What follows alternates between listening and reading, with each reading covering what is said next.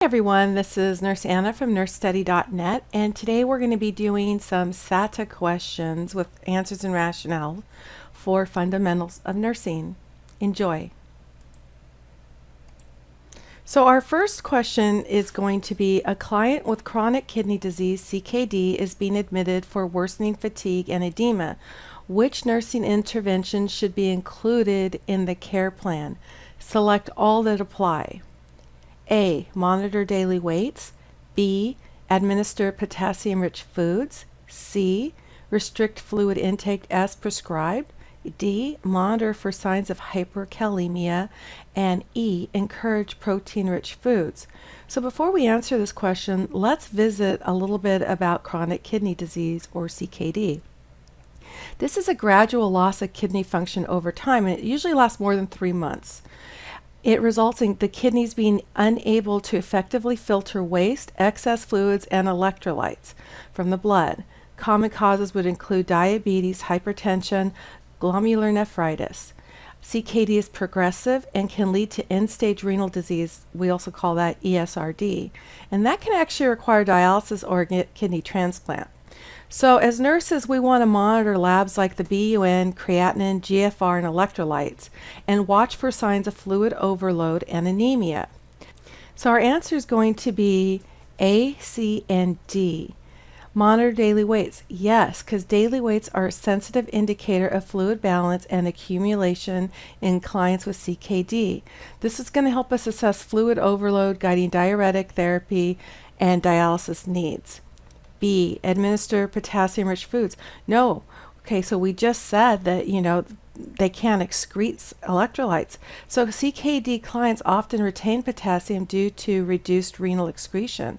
So we really want to limit the dietary potassium and monitor serum potassium levels so that we don't have any kind of cardiac arrhythmias. C. Yes, restrict fluid intake as prescribed. Yes, because fluid restriction helps manage fluid overload and hypertension. So this is going to reduce the edema, pulmonary congestion, and the workload of the heart. D. Monitor for signs of hyperkalemia. So this is high potassium, okay? We now know from our explanation that CKD increases the risk of hyperkalemia, a life-threatening condition. Early identification allows rapid intervention to prevent cardiac arrhythmias. And E, we're not going to do because excessive protein intake can worsen azotemia. Some of you may be asking, what is azotemia? Well, what that is, it's elevated levels of nitrogen waste in the blood, specifically BUN and creatinine. Question 2. Another SATA question. A client with a newly placed chest tube for a hemothorax is being cared for in the tele unit. What action should the nurse take? Select all that apply. A. Keep the drainage system below chest level. B. Strip the chest tube every hour.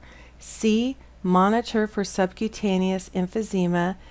D. Clamp the chest tube for ambulation. E. Assess for continuous bubbling in the water-sealed chamber. And our answers are A, C, and E. So keep the drainage system up below the chest level. Absolutely. That's even when they're in the bed too. Ensure gravity assists with drainage, and it will prevent the backflow.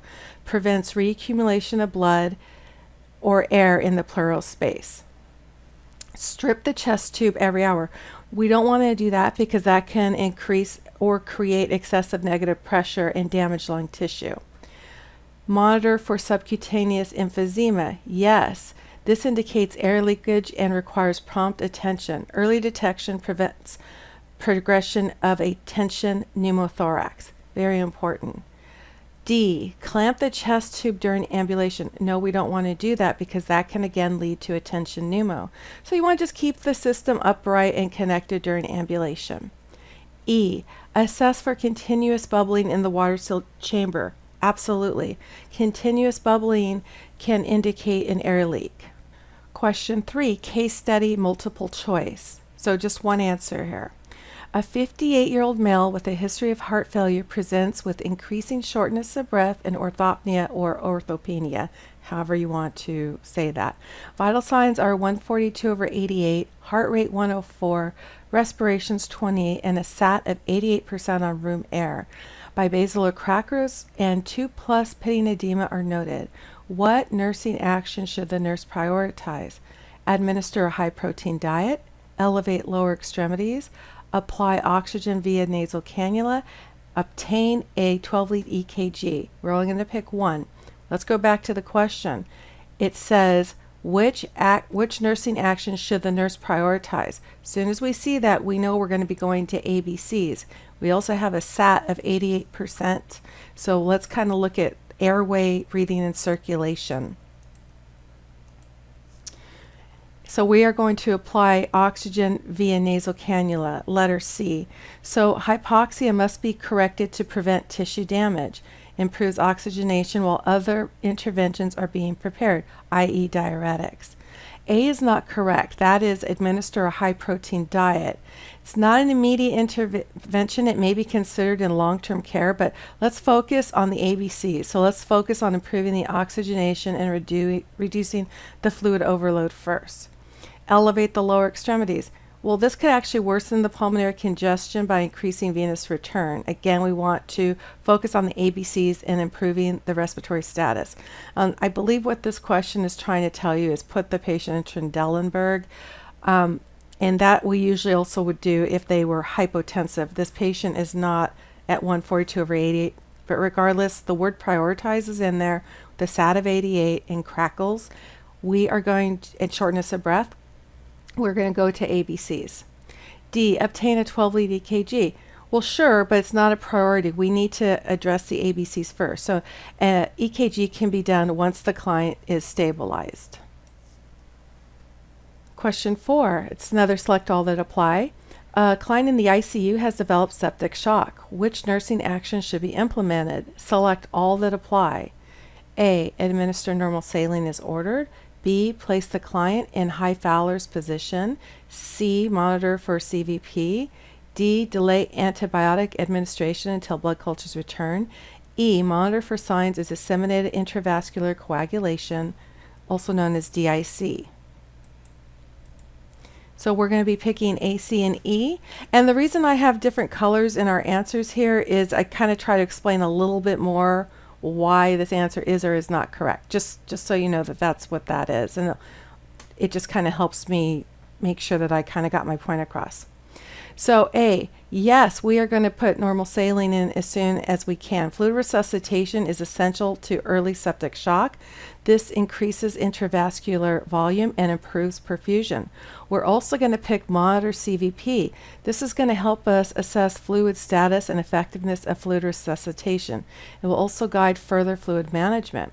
We're also going to monitor for signs of DIC. Septic shock can trigger a DIC, and this is a life-threatening coagulopathy. We are not going to put the patient in high Fowler's position. Trendelenburg or supine may be better for perfusion. Elevate the legs if hypotension is present. Maintain airway clearance if respiratory distress is noted. Delay antibiotic administration until blood cultures return. Never do this.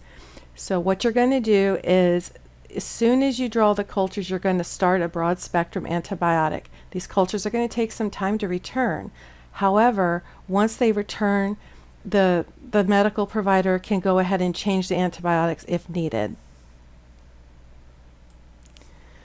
Question 5, multiple choice. A 70-year-old male with chronic AFib presents with left-sided weakness and slurred speech. CAT scan confirms an ischemic stroke. Vitals. Blood pressure is 168/98. Pulse is 96 and irregular because of the AFib. Respirations are 20 and O2 sat is 95%. What nursing action is the most appropriate at this time? So we're going to look at this.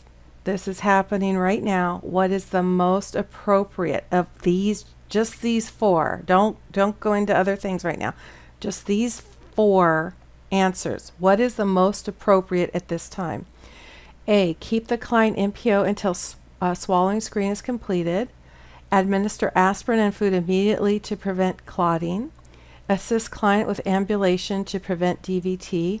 And apply bilateral arm splints to prevent contractures. Remember, at this time. And our answer is going to be A, keep the client NPO until a swallowing screen is completed. Stroke patients are at high risk for aspiration due to dysphagia. So this will prevent aspiration pneumonia and further complication. We're not going to administer aspirin of food immediately to prevent clotting. Food should be withheld until the swallowing is assessed. Start aspirin only after confirming no hemorrhagic stroke and swallowing safety. Assist client with ambulation to prevent a DVT. No, because this patient probably isn't able to walk properly either. We just don't know that, but it's just not safe right now until a full assessment of neuro and physical function is done. So you probably want to initiate physical therapy after safety evaluation. Apply bilateral arm sprints to prevent contractures. Well, sure, but this is going to be done later, and it's not a priority for initial safety. Remember, at this time. So we want to focus on the airway and swallowing assessment first. Question 6. SATA. A client is admitted with a diagnosis of myasthenia gravis and is at risk for a myasthenic crisis. Which nursing intervention should be included in the plan of care? Select all that apply. A. Keep emergency intubation equipment at the bedside. B. Encourage ambulation without assistive devices. C. Monitor for signs of respiratory muscle weakness. D. Schedule physical activity in the afternoon. And E. Administer anticholinesterase medications on time. And so we're going to go through the correct answers first. So yes, we're going to keep emergency intubation equipment at the bedside. If you remember, clients with myasthenia gravis are at risk for respiratory failure due to muscle weakness. So this will ensure rapid airway management if respiratory compromise occurs. We're also going to monitor for signs of respiratory muscle weakness. So early detection of shallow breathing, fatigue, and hypoventilation can prevent crisis. Administer anticholinesterase medications on time. Absolutely. Delayed administration can precipitate a crisis. This will maintain the acetylcholine levels to support neuromuscular function. Encourage ambulation without assistive devices. No, we're not going to do that because these clients are high risk for falls due to muscle weakness. Schedule physical activity in the afternoon. No, because muscle strength declines throughout the day in MG. So you want to kind of schedule these activities in the morning when their strength is optimal. Question 7, multiple choice. A 64-year-old male with a history of type 2 diabetes and recent CABG surgery presents with confusion, a temperature of 102.8 Fahrenheit or 39.3 Celsius, and decreased urine output. Vital signs are blood pressure 86/50, heart rate of 118, respirations of 24, O2 sat 92% on 2 liters. Lab results show elevated white blood count and elevated lactic acid levels. The provider has already ordered IV fluids 30 mL per kilogram normal saline. After receiving a full bolus, the client remains hypotensive. What provider order should the nurse anticipate next? Begin continuous insulin infusion, initiate norepi infusion, increase oral fluid intake, or begin hourly blood glucose checks. And our correct answer is going to be initiate norepinephrine infusion. So vasopressors like norepinephrine are used when hypotension persists after fluid resuscitation and septic shock. This supports mean arterial pressure and organ perfusion. Begin continuous insulin infusion? Well, no, not right now. That might be needed later, but hypotension and sepsis must be addressed first. We need to stabilize the hemodynamics prior to glycemic control. We're not going to do increased oral fluid intake at this time because oral intake is not appropriate in clinically ill or altered patients. So we're going to continue to administer the IV fluids per protocol instead. We're not going to do hourly blood sticks right now because it is important, but not the most immediate life-saving intervention. Question 8, select all that apply. A client with cirrhosis and suspected hepatic encephalopathy is being evaluated. Which assessments or interventions should the nurse prioritize? We're going to select all that apply. A, assess level of consciousness. B, restrict fluid intake to 1 liter per day. Monitor serum ammonia levels. Position client flat to improve cerebral perfusion. Or monitor for atrixis. So we are going to assess level of consciousness. So LOC is a primary indicator of worsening encephalopathy. It tracks the disease progress and response to treatment. We're also going to monitor serum ammonia levels. Elevated ammonia can cause neurotoxicity, so this will guide treatment like lactulose titration. Monitor for atrixis. I cannot pronounce that word. So monitor for flapping tremor. This is an early sign of hepatic encephalopathy. Helps detect subtle neuro changes. We are not going to restrict fluid intake to 1 liter per day, not routinely indicated unless the client is hyponatremic or fluid overloaded. We are not going to position client flat to improve cerebral perfusion. This is actually going to increase the risk for aspiration, especially with clients with decreased level of consciousness. So let's maintain the HOB at around 30 degrees. Question 9, SATA. A nurse is caring for a postoperative client following abdominal surgery who develops signs of hypovolemic shock.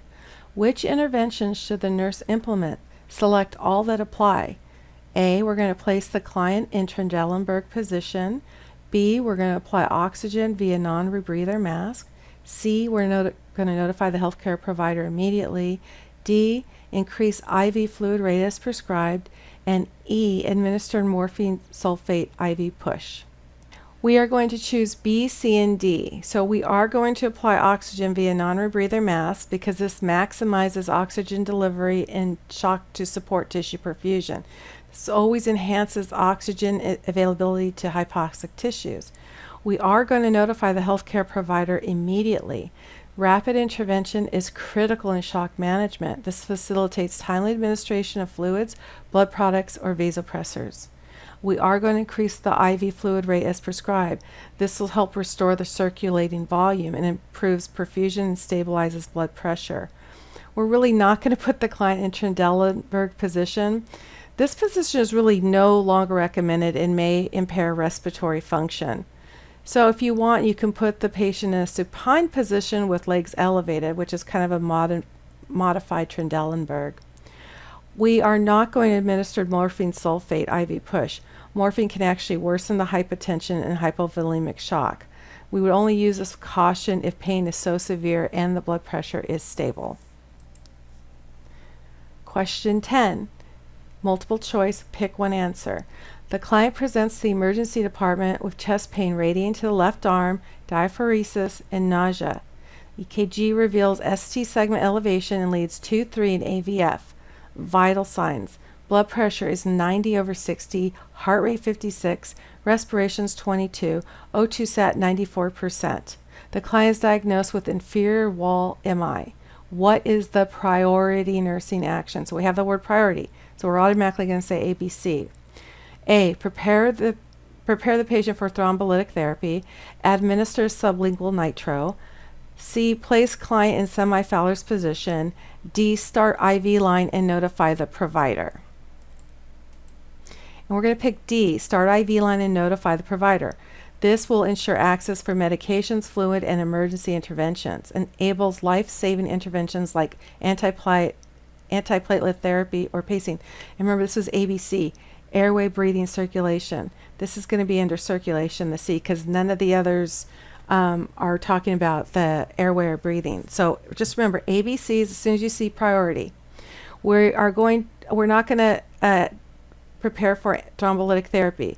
It can be considered but not an immediate nursing priority. We need to establish IV access first for medication delivery. Administer sublingual nitroglycerin. Inferior MI can be preload dependent. Nitroglycerin may worsen the hypotension. The patient's already 90/60. So let's wait for the provider to do some orders and assess hemodynamic stability. Place the client in semi-Fowler's position. We're not going to choose that because this may be done for comfort but not a priority over access and notification. Maintained position is tolerated while ensuring readiness for intervention. Okay guys, that completes our SATA nursing questions with answers and rationales for fundamentals of nursing. I hope you enjoyed this. Please let me know in the comment section if you did. I try to do it this way so that I get a lot of questions about the answers that sometimes people don't understand. So I thought if I did it this way, it would explain a little bit more. I'm hoping that that's what this accomplished. So if you like this, please hit like, and we will see you next week.